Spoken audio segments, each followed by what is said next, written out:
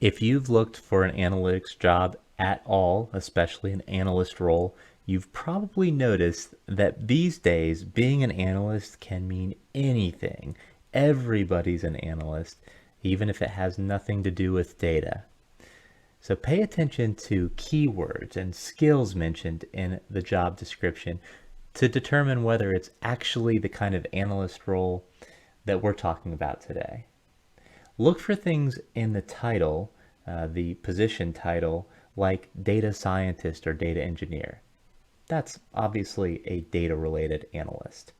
Data analyst is another one, insights analyst, strategy analyst, sales or marketing analyst is usually a quantitative analyst. Financial analyst, supply chain analyst, all of those are likely to be the type of analyst we're talking about today.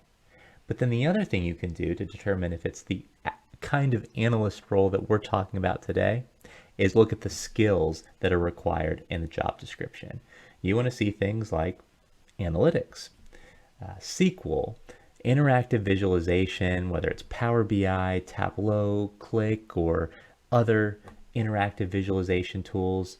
If you see Python, R, SAS, or Alteryx, or KNIME, it's likely that that's going to be a quantitative analytics role.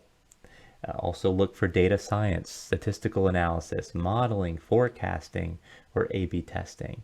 If you see any of those things in a job posting, it's likely that you're looking at a truly quantitative analytics role.